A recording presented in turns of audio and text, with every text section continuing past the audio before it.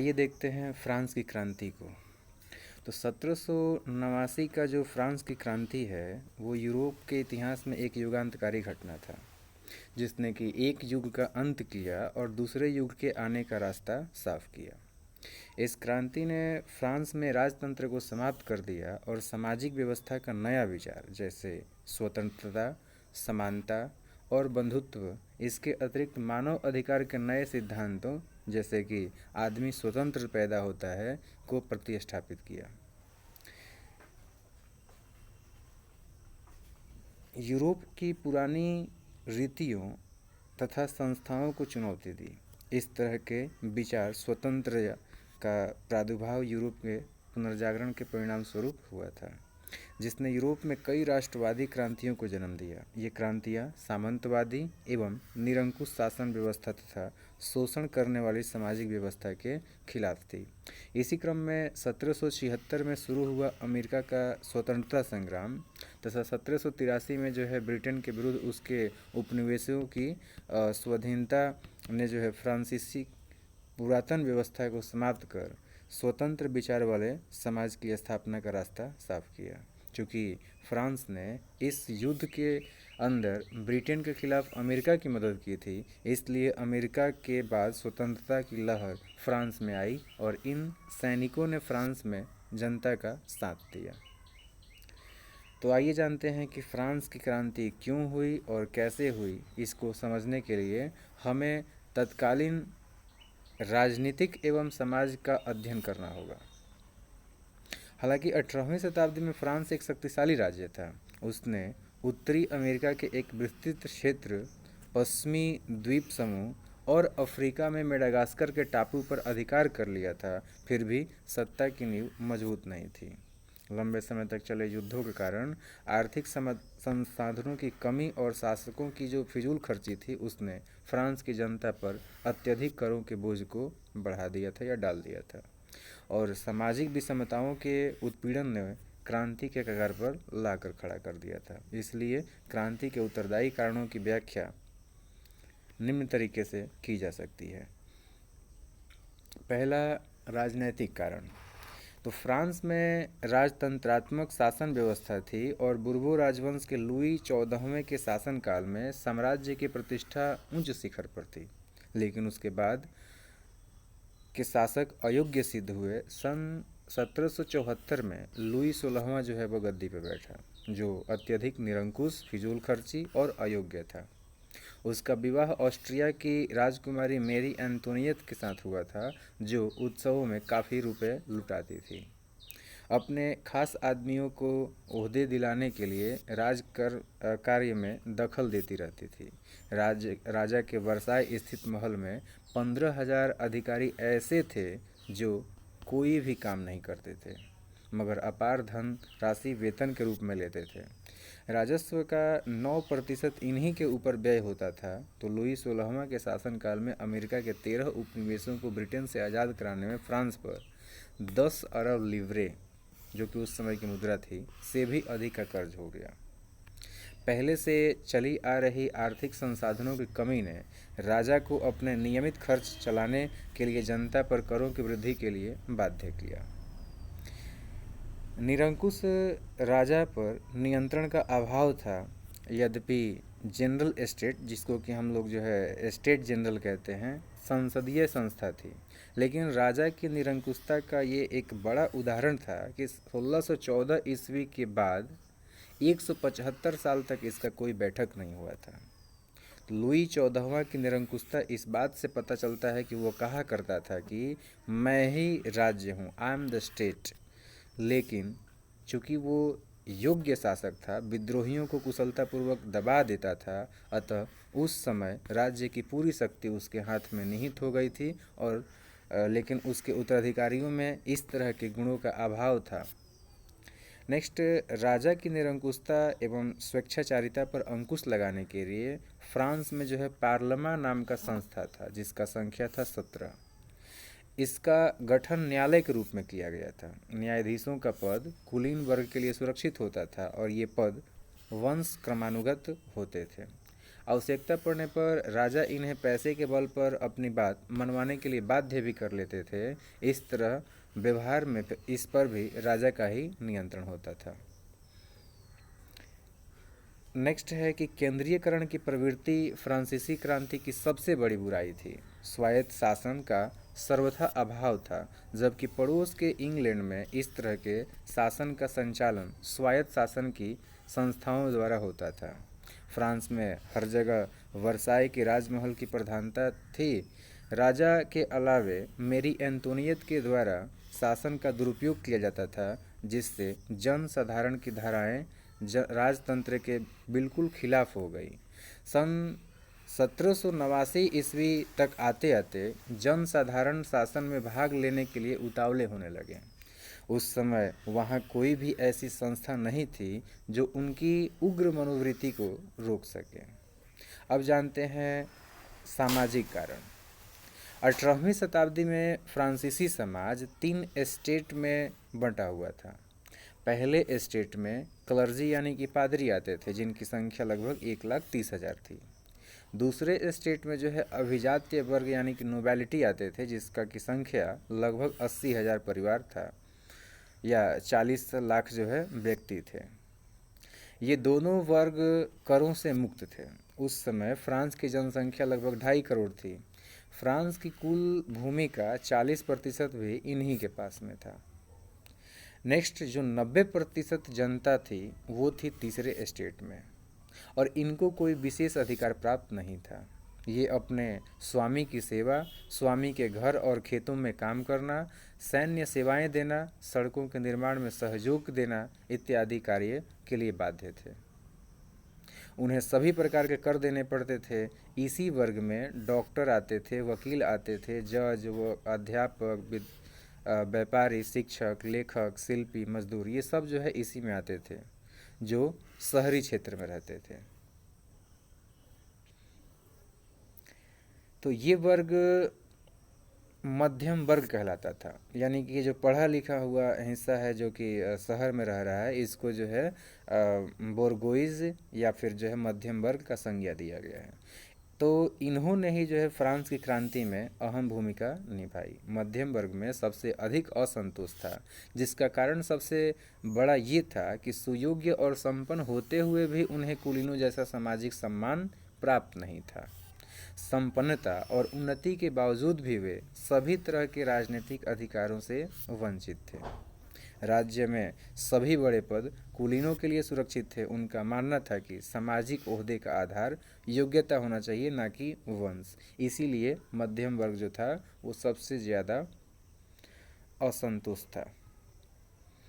अब नेक्स्ट है कि मध्यम वर्ग के साथ कुलीन वर्ग के लोग बहुत बुरा और असमानता का व्यवहार करते थे। ये बात उन्हें बहुत अपमानजनक लगती थी। इसी वजह से फ्रांस की क्रांति का सबसे महत्वपूर्ण नारा था समानता, जिसे मध्यम वर्ग ने आगाज किया था। फ्रांसीसी समाज में कृषकों की स्थिति तो और भी दयनीय थी। उन्हें अनेक प्रकार का कर देना पड़ता था। कहा जाता है कि क्रांति के पूर्व फ्रांस में कुलीन लड़ते थे, पुजारी लड़ते थे और जनसाधारण उनका खर्च जुटाते थे। यानी इंग्लिश में कह सकते हैं कि the nobles fight, the clergy pray and the people pay. Next है आर्थिक कारण। विदेशी युद्ध और अपव्यय के वजह से जो है फ्रांस की आर्थिक स्थिति डबाडोल हो गई थी। प्रतिवर्ष आय से अधिक व्यय होता था, इसलिए कर लगाने की प्रथा प्रचलित थी। ये कर व्यवस्था असमानता और पक्षपात के सिद्धांत पर आधारित थी। कर निश्चित करने और वसूलने का तरीका भी समान नहीं था। प्रत्येक 5 या 6 साल के बाद फ्रांस की सरकार पूंजीपतियों को कर वसूलने का ठेका देती थी। ये पूंजीपति टैक्स फार्मर कहे जाते थे। ये रैयतों से अधिक टैक्स वसूलते थे और सरकार को निश्चित रकम देने के बाद बाकी रकम अपनी जेब में रख लेते थे।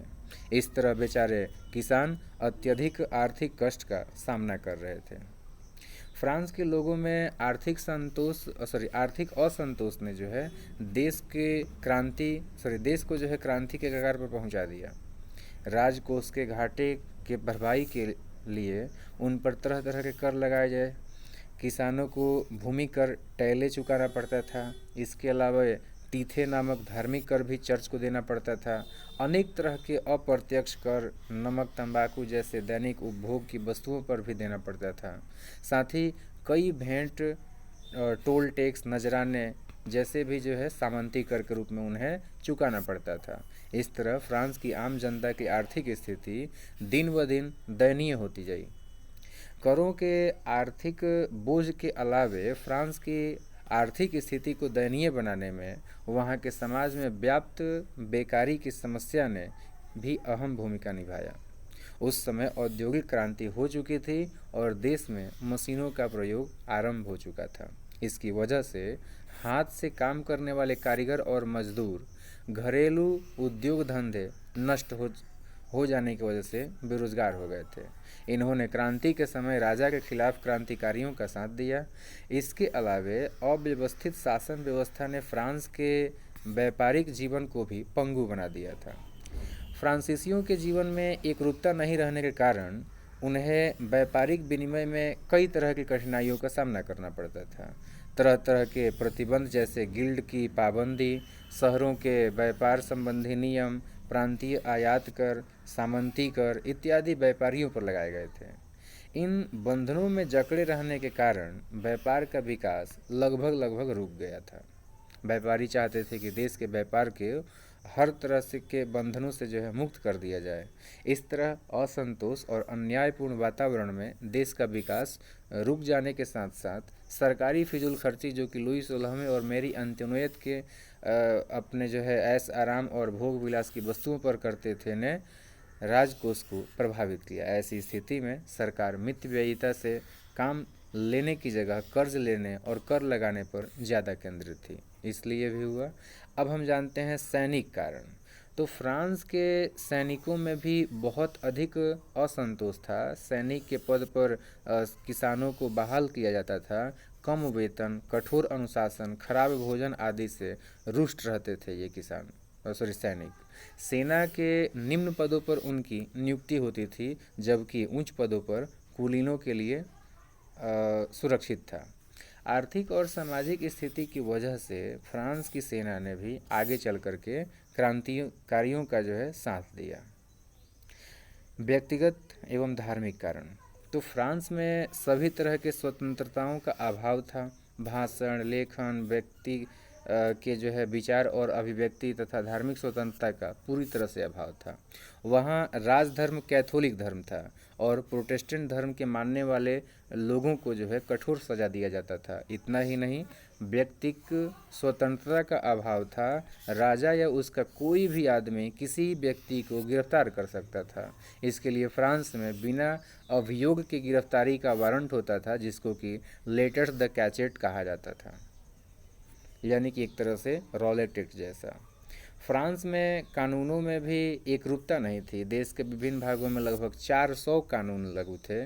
किसी को भी ये जानकारी नहीं होती थी कि उसके मुकदमे का फैसला किस कानून के तहत होगा। अब हम जानते हैं बौद्धिक कारण।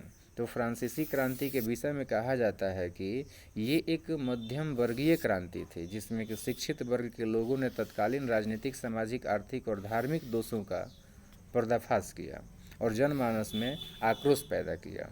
फ्रांसीसी बुद्धिजीवियों ने फ्रांस को बौद्धिक आंदोलन का सूत्रपात किया। इनमें प्रमुख जो विचारक थे वो थे मॉन्टेस्क्यू, वोल्टेयर और रूसो।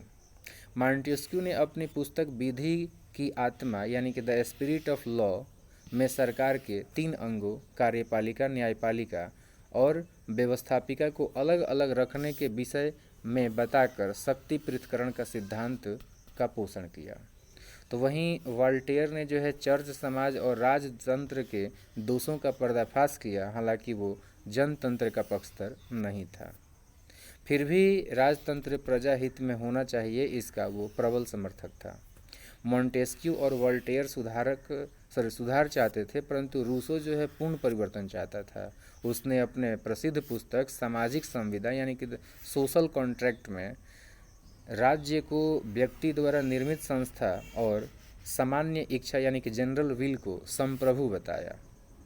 अतः वो जनतंत्र का समर्थक था। दिदरो के जो है बृहद ज्ञानकोश यानी कि इनसाइक्लोपीडिया के लेखों ने जो है फ्रांस में क्रांतिकारी विचारों का प्रचार किया। फ्रांस में क्वेजनो तुर्गोज जैसे अर्थशास्त्रियों ने समाज में आर्थिक शोषण और आर्थिक नियंत्रण की आलोचना करते हुए मुक्त व्यापार यानी कि लेसस फेयर का समर्थन किया। अब है विदेशी घटनाओं का प्रभाव। इंग्लैंड की गौरवपूर्ण क्रांति। 1688 में इंग्लैंड की महान क्रांति यानी कि ग्लोरियस रिवॉल्यूशन और उसके द्वारा वैधानिक शासन की स्थापना ने फ्रांस में भी जो है राजनीतिक परिवर्तन का रास्ता साफ किया। अमेरिका का स्वतंत्रता संग्राम। अमेरिका के स्वतंत्रता संग्राम में लफायते के नेतृत्व में जो है फ्रांसीसी सेना ने इंग्लैंड के विरुद्ध भाग लिया था, जिसमें वहाँ गणतांत्रिक शासन की स्थापना हुई थी। फ्रांस की जनता के लिए ये प्रेरणा स्रोत का कार्य किया, जिससे एक और भी तरह से क्रांति को बल मिला। इससे अत्यधिक धन व्यय ने फ्रांस की आर्थिक स्थिति को इतना दयनीय बना दिया था कि उसे संभालना देश के लिए असंभव बन गया और अंत में ये फ्रांस की क्रांति का तत्कालीन कारण बना। तो अब हम जानते हैं कि फ्रांस की क्रांति का घटनाक्रम क्या रहा है। 1789 ईस्वी में लुई 16वें को धन की आवश्यकता हुई। उसने 5 मई 1789 को स्टेट जनरल की बैठक बुलाई। इसमें पहले और दूसरे स्टेट से क्रमतः 300 प्रतिनिधि और तृतीय स्टेट के जो है 600 प्रतिनिधियों ने भाग लिया। तृतीय स्टेट ने लोकतांत्रिक सिद्धांत को आधार बनाकर सभी प्रतिनिधियों के लिए मत देने का अधिकार मांगा। ये राजा द्वारा स्वीकार नहीं किया गया। तभी तीसरे स्टेट के सभी प्रतिनिधि विरोध जताते हुए बाहर निकल गए। 20 जून को जब वे अधिवेशन करने के लिए एकत्रित हुए, तब उन्होंने कहा कि जिस हॉल में उनका अधिवेशन होने वाला था वहाँ शाही जो है अंगरक्षकों का पहरा है। अतः सभी तृतीय स्टेट के प्रतिनिधि टेनिस कोर्ट में एकत्रित हुए। उन्होंने अपनी सभा को नेशनल असेंबली यानी कि नेशनल असेंबली घोषित किया तथा ये शपथ लिया कि राजा की शक्तियों को कम करने वाला संविधान जब तक बनकर तैयार नहीं हो जाता है, ये सभा भंग नहीं होगी। राजा द्वारा इसे भंग कर सदस्यों को बंदी बनाने की अफवाह उठी। तभी बहुत बड़ी संख्या में लोग इकट्ठे हुए। उन लोगों का नेतृत्व मिराबियो और ओबेसियो के जैसे नेता कर रहे थे। हालांकि मिराबियो सामंत परिवार का था, फिर भी वो सामंतों के विशेष अधिकारों को समाप्त करने का पक्षधर था। तो 14 जुलाई 1789 ईस्वी को क्रांतिकारियों ने पेरिस स्थित राज्य के कारागृह, जिसको कि बैस्टिल कहते हैं, को घेर लिया। बैस्टिल का दुर्ग राजतंत्र के निरंकुशता का प्रतीक था। 4 घंटे डेरा डालने के बाद वे जेल के फाटक तोड़ने और बंदियों को मुक्त कराने में सफल हुए। बास्टिल कारागृह की समाप्ति निरंकुश शासन के पतन का प्रतीक था। फ्रांस में 14 जुलाई ही स्वतंत्रता के रूप में मनाया जाता है। 14 जुलाई 1789 ईस्वी के बाद लुई 16वां नाम मात्र के लिए राजा बना रहा और नेशनल असेंबली देश के लिए अधिनियम बनाने लगी। इसी सभा ने 27 अगस्त 1789 को मानव और नागरिकों के अधिकार यानी कि the declaration of rights of man and citizen को स्वीकृत किया। इस घोषणा से प्रत्येक व्यक्ति को अपने विचार प्रकट करने और अपनी इच्छानुसार धर्म पालन करने की स्वतंत्रता को मान्यता मिली। व्यक्तिगत स्वतंत्रता के साथ प्रेस और भाषण की स्वतंत्रता भी मानी गई। अब राज्य किसी भी व्यक्ति को बिना मुकदमा चलाए गिरफ्तार नहीं कर सकता था तथा मुआवजा देने बिना उसके जो है ज़मीन को कब्जा नहीं कर सकता था। मध्यम वर्ग के लिए सबसे महत्वपूर्ण निश्चय वे थे जिनके अनुसार कर का भार सभी वर्गों पर समान रूप से डालने का निश्चय किया गया। सभी को निजी संपत्ति रखने का अधिकार दिया गया। फ्रांस के लिए ही नहीं बल्कि पूरे यूरोप के लिए ये क्रांतिकारी घोषणा अत्यधिक महत्वपूर्ण थी। 1791 में जो है नेशनल असेंबली ने संविधान का प्रारूप तैयार कर लिया, जिसमें शक्ति पृथक्करण के सिद्धांत को अपनाया गया। इस तरह फ्रांस में संवैधानिक राजतंत्र की शुरुआत जो होती है वो होती है 1791 में। हालांकि लुई 16वें ने नए संविधान को मान लिया, परंतु मिराबियो की मृत्यु के पश्चात देश में हिंसात्मक विद्रोह की शुरुआत हो गई। विदेशों में भी कुलीन वर्गों के द्वारा संविधान का विरोध किया गया। अप्रैल 1792 में नेशनल असेंबली ऑस्ट्रिया प्रसा और सेवाई के विरुद्ध युद्ध की घोषणा कर दी। क्रांतिकारी युद्धों से जनता को काफ़ी कठिनाई झेलनी पड़ी। उस समय सभी नागरिकों को मतदान का अधिकार नहीं मिला था। नेशनल असेंबली का चुनाव भी अप्रत्यक्ष रूप से किया जाना था। उपरोक्त बातें आलोचना का विषय बन गया था। आलोचकों में प्रमुख जैकोबिन क्लब के सदस्य थे, जिसमें छोटे दुकानदार, कारीगर, घड़ीसाज, नौकर, दिहाड़ी मजदूर इत्यादि थे। जैकोबिन क्लब पेरिस के भूतपूर्व कॉन्वेंट ऑफ सेंट जैकब के नाम पर रखा गया था, जिसका नेता मैक्समिलियन रॉब्सपियर था। आतंक का राज। रॉब्सपियर वामपंथी विचारधारा का समर्थक था, अतः खाद्य पदार्थों की महंगाई और अभाव से नाराज होकर उसने हिंसक विद्रोह की शुरुआत की और आतंक का राज्य स्थापित किया। 14 महीनों में लगभग 17,000 व्यक्तियों पर मुकदमे चलाए गए और उन्हें फांसी दे दी गई। रॉब्सपियर प्रत्यक्ष प्रजातंत्र का पोषक था। 21 वर्ष से अधिक उम्र वालों को मतदान का अधिकार देकर, चाहे उनके पास संपत्ति हो या न हो, चुनाव कराया गया। 21 सितंबर 1792 ईस्वी को नवनिर्वाचित असेंबली को कॉन्वेंट नाम दिया गया। राजा की सत्ता को समाप्त कर दिया गया। देशद्रोह के अपराध में लुई 16वां पर मुकदमा चलाया गया और 21 जनवरी 1793 को फांसी पर उसको चढ़ा दिया गया। बाद में मेरी एंटोनियत को भी फांसी दे दी गई। तो रॉब्सपियर द्वारा स्थापित आतंक का राज अक्टूबर 1793 में उत्कर्ष पर था। कॉन्वेंट द्वारा राष्ट्र की एकमात्र भाषा फ्रेंच घोषित की गई और कानूनों का संकलन कराया गया। उपनिवेशों में गुलाम बनाकर भेजने की प्रथा समाप्त कर दी गई। पहले पुत्र को ही उत्तराधिकारी बनाने की प्रथा को समाप्त कर दिया गया। राष्ट्र का नया कैलेंडर 22 सितंबर 1792 को लागू कर दिया गया। इन सभी को रॉब्सपियर ने सर्वोच्च सत्ता की प्रतिष्ठा के रूप में स्थापित किया, परंतु ये अस्थायी सिद्ध हुआ। उसकी हिंसात्मक कार्रवाइयों की वजह से विशेष न्यायालय ने जुलाई 1794 में उसे मृत्यु दंड दिया। उसके बाद 1795 में नया संविधान बनाया गया, जिससे ने फ्रांस में गणतांत्रिक शासन की शुरुआत की। पहले था संवैधानिक राजतंत्र और अब क्या हो गया, 1795 के बाद से गणतंत्र हो गया।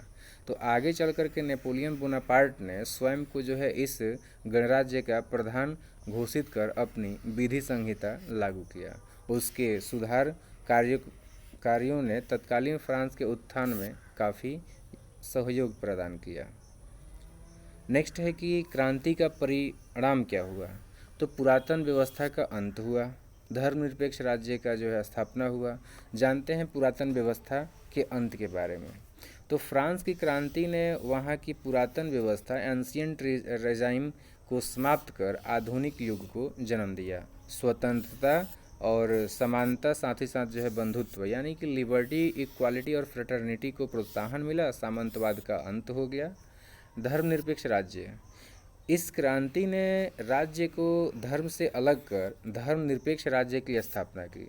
धार्मिक क्षेत्र में बुद्धिवाद का उदय हुआ और जनता को धार्मिक स्वतंत्रता प्रदान की गई।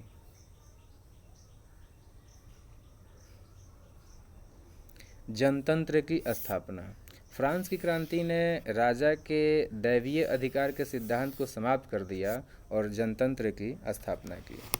व्यक्ति की महत्ता। फ्रांस के नेशनल असेंबली ने पहली बार व्यक्ति के महत्ता पर बल दिया और नागरिकों के मौलिक अधिकारों और कर्तव्यों की घोषणा की।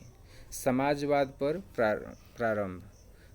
का प्रारंभ। तो फ्रांस की क्रांति ने समाजवादी प्रवृत्तियों को भी बल दिया। जैकोबिन्स ने सामान्य जनता के अधिकारों की रक्षा की और अमीरों की जगह गरीबों का पक्ष लिया। उनके राजनीतिक अधिकारों की घोषणा भी की गई। वाणिज्य व्यापार में वृद्धि। तो क्रांति के फलस्वरूप गिल्ड प्रथा, प्रांतीय आयात कर और अन्य व्यापारिक प्रतिबंध व्यापारियों से हटा दिए गए, जिससे कि वाणिज्य और व्यापार का विकास हुआ। यही कारण था कि 19वीं शताब्दी में व्यापार के क्षेत्र में फ्रांस इंग्लैंड के बाद दूसरे स्थान पर था। दास प्रथा का उन्मूलन। इस क्रांति ने फ्रांस में दास प्रथा का उन्मूलन किया। 1794 में जो है कॉन्वेंट ने दास मुक्ति कानून पारित किया। हालांकि आगे चलकर इसे नेपोलियन के द्वारा समाप्त कर दिया गया और 1848 में अंतिम रूप से फ्रांसीसी उपनिवेशों को से जो है दास प्रथा का उन्मूलन किया गया। सरकार पर शिक्षा का उत्तरदायित्व। तो फ्रांस में अभी तक चर्च में शिक्षा का प्रबंध था, अब इसकी जिम्मेदारी सरकार पर आ गई। परिणाम स्वरूप पेरिस विश्वविद्यालय और कई शिक्षण संस्थान और शोध संस्थान भी फ्रांस में खोले गए। राष्ट्रीय कैलेंडर। फ्रांस में एक नया राष्ट्रीय कैलेंडर लागू किया गया जिसको ऋतुओं के आधार पर 12 महीनों में बांटा गया। इसका नाम ब्रूमेयर, थर्मिडार आदि रखा गया। नेक्स्ट, महिला आंदोलन।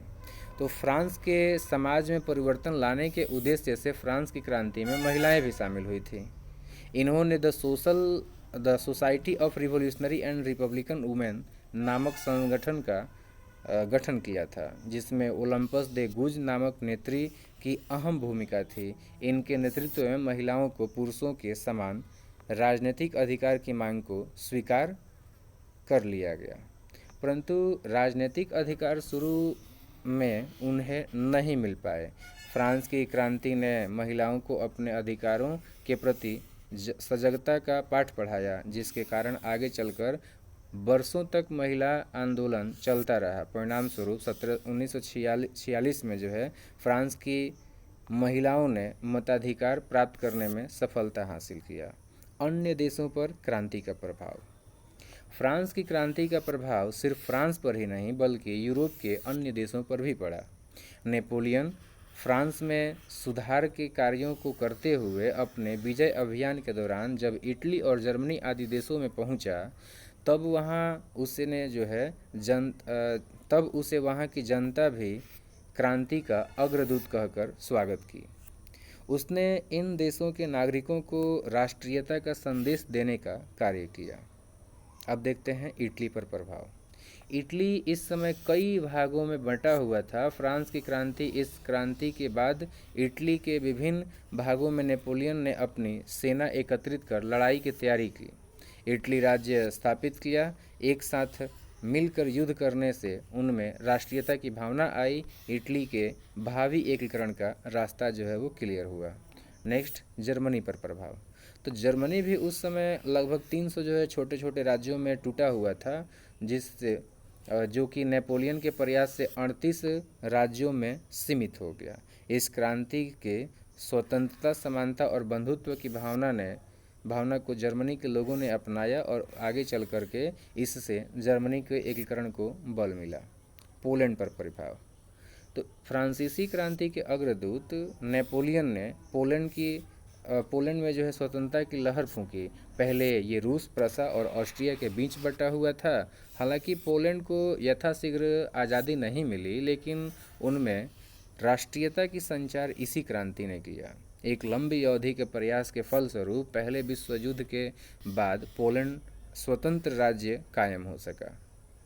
इंग्लैंड पर प्रभाव। नेपोलियन का विजय अभियान इंग्लैंड पर भी हुआ, जबकि इंग्लैंड की आगे चलकर उसके पतन का कारण बना। फिर भी इस क्रांति का इतना अधिक असर इंग्लैंड में दिखा कि वहाँ की जनता ने सामंतवाद के खिलाफ आवाज़ उठानी शुरू कर दी। फलस्वरूप 1832 में इंग्लैंड में संसदीय सुधार अधिनियम पारित हुआ, जिसके द्वारा वहाँ के जमींदारों की शक्ति समाप्त कर दी गई और जनता के लिए जो है अनेक सुधारों का मार्ग प्रशस्त हुआ। भविष्य में इंग्लैंड में औद्योगिक क्रांति के विकास में इस क्रांति का बहुत अधिक योगदान था। नेक्स्ट है क्रांति का स्वरूप।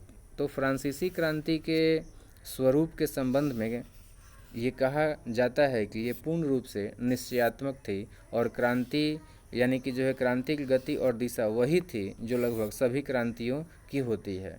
फिर भी किसी भी क्रांति के स्वरूप को निश्चित करने के लिए पहले ये देखना आवश्यक होता है कि उस क्रांति के कारण क्या थे, उस क्रांति में समाज के किस वर्ग के लोगों ने जो है मुख्य रूप से भाग लिया, उस क्रांति से किस वर्ग के लोगों को अधिक लाभ हुआ। कई इतिहासकारों ने 1789 ईस्वी की फ्रांसीसी क्रांति को एक बुर्जुआ यानी कि मध्यम वर्गीय क्रांति कहा है। उनके अनुसार इस क्रांति ने एक विशेषाधिकार प्राप्त वर्ग की जगह दूसरे विशेषाधिकारी वर्ग का शासन स्थापित किया।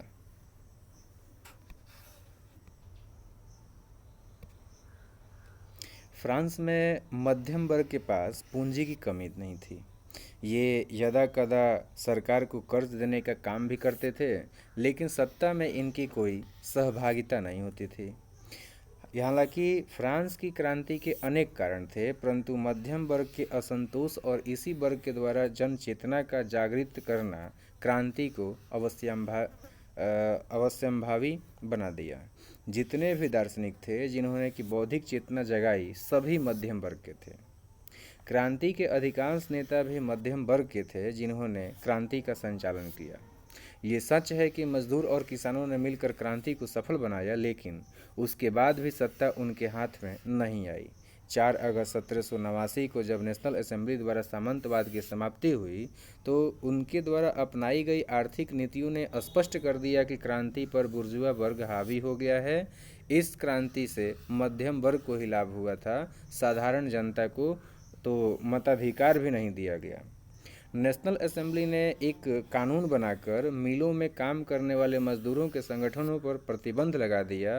क्रांति का नारा स्वतंत्रता, समानता और बंधुत्व का प्रयोग पादरियों और सामंतों के विशेषाधिकारों को समाप्त करने और मध्यम वर्ग के लोगों के लिए विशेष सुविधाएं प्राप्त करने के लिए था। 1789 से 1815 तक शासन पर मध्यम वर्ग का ही अधिकार रहा। यही कारण था कि जैकोबिन दल ने आतंक का राज्य स्थापित कर सर्वहारा को राजनीतिक तथा आर्थिक अधिकार दिलाने का अस्थायी प्रयास किया था। उपरोक्त तथ्यों को देखते हुए इतिहासकारों की ये बात तथ्यपरक प्रतीत होती है कि फ्रांस की क्रांति का स्वरूप मध्यम वर्गीय था, क्योंकि मध्यम वर्ग के लोग ही उसके विशेष कारण के रूप में थे। क्रांति का नेतृत्व भी इन्होंने ही किया था, सर्वाधिक लाभ इन्हीं को मिला था।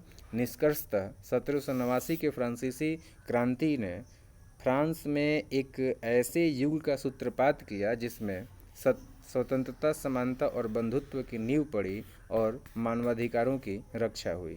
साथ ही यूरोप के अन्य देश भी इन विचारों से प्रभावित हुए। वहाँ भी सुधारों का नए युग का सिलसिला शुरू हुआ।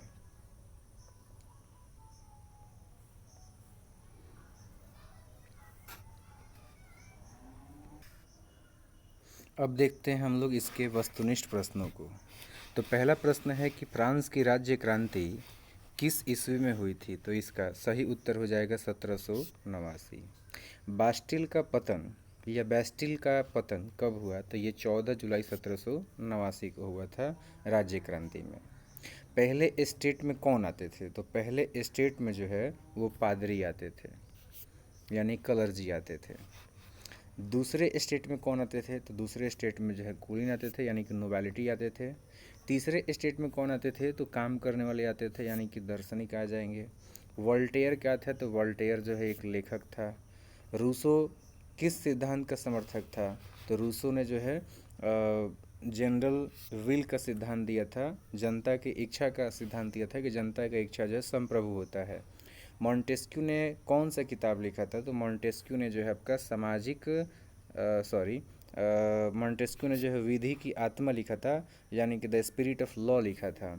और सामाजिक संविदा वो आपका रूसो का किताब है। नेक्स्ट हम बात करते हैं फ्रांस की राज्य क्रांति के समय वहाँ का राजा कौन था? तो ये लुई 16वें के समय में हुआ था। फ्रांस में स्वतंत्रता दिवस कब मनाया जाता है? तो 14 जुलाई को मनाया जाता है।